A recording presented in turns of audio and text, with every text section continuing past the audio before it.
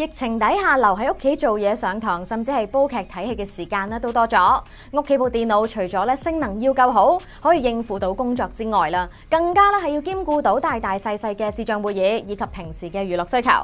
就好似今次咧要介紹嘅呢一部 HP Spectre X36014，佢個 mon 可以做到360度咁轉，無論係咩場景底下咁用咧都好方便，絕對咧可以照顧晒咧用家喺工作同埋娛樂之間嘅需求。喺開始之前咧，先多謝一直支持我哋嘅朋友，仲未 subscribe 嘅你咧就好快啲訂閱我哋 Price YouTube Channel， 再撳埋隔離個鐘啦。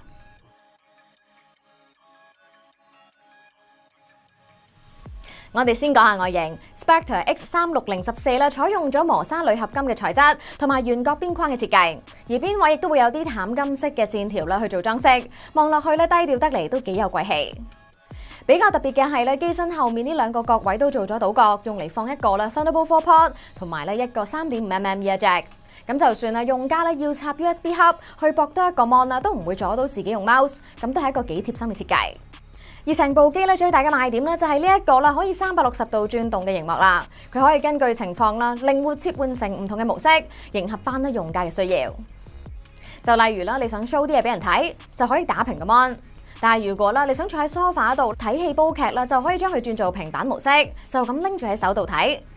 另外咧，跟機仲會送翻一支充電式 MPP 2.0 觸控筆，俾用家可以用嚟 jot notes 甚至係畫畫。介紹完外形之後就講下機身規格。呢一部 HP laptop 採用咗最新嘅 Intel 第12代 i7 核心處理器，同時獲得 Intel Evo 平台嘅認證，內置咗16GB RAM 同埋1TB SSD， 輕巧又不失效能嘅表現。我哋先用 Geekbench 5去測試佢嘅運算效能，單核有1388分，而多核嘅分數就有7034分。咁配合埋有唔錯嘅圖像效能嘅 Iris Xe Graphic 嘅顯示卡啦，除咗文書工作之外執相甚至係簡單剪片都可以應付得到啦。我哋再用 Crystal Disk Mark 8去測試硬碟速度 ，SSD 連續讀寫速度可以去到6932 MB/s 同埋5312 MB/s。咁基本上開 software 一開就開到噶啦，唔使慢慢等 loading。接口方面除咗啱啱講到嘅 Thunderbolt 4同埋3.5mm ear jack， 機身仲有多一個 Thunderbolt 4，一個10GB/s嘅 USB-A 同埋 Micro SD reader。當中Thunderbolt 4 port 係支援同時外接兩個 mon， 咁只要加翻個 hub 或者係 dock 啦，就可以輕鬆用到3個 mon 去做嘢啦，方便翻你一邊開會一邊揾資料一邊改文件。講起開會啦，其實唔少人而家都用唔同嘅程式去做 online meeting， 咁所以呢部機都特別配備咗一個有美顏濾鏡、背光調節同埋自動追蹤拍攝嘅功能嘅500萬像素 HP True Vision 嘅鏡頭。咁我哋都試過用呢一部機嚟開會，大家都見到啦，視像畫面都好清晰，而且人聲都係清楚流暢。同埋一早有 AI Noise Removal 嘅功能，識得因應環境去消除雜聲嘅收音咪，令到用家喺唔同嘅情況之下都可以有最好嘅開會體驗。值得一提嘅係佢有個鏡頭私隱護窗功能，只要撳一撳個掣就可以確保佢唔會影到任何嘢，保障翻個用家嘅私隱。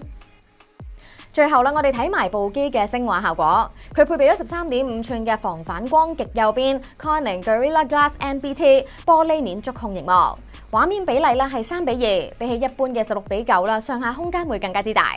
上網嘅時候就可以睇到啲內容啦。另外螢幕亮度有400 nits， 而且色彩嘅精準度去到 Delta E 細過2。配埋有 B&O 加持嘅4喇叭系統，經由Audio by B&O 專業調音啦，同埋 HP Audio Boost 啦，睇片嘅時候臨場感都好好。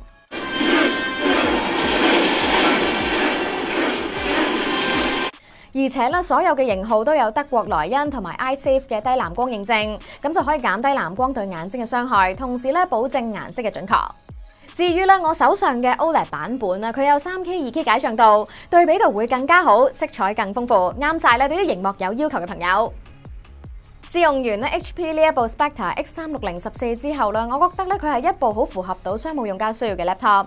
因為佢嘅效能、聲畫效果令人滿意之餘，呢一個可以360度咁轉嘅 mon更加係提供咗4個模式俾用家揀，令佢哋可以輕鬆應對唔同嘅場合，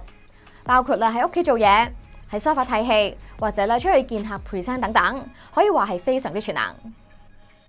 你哋又點睇呢一部 HP 嘅 Spectre X36014呢？歡迎喺下面留言話俾我哋知。我哋好快就會有新片同大家見面，所以記得 subscribe 我哋 Price YouTube Channel，再撳埋隔離個鐘啦。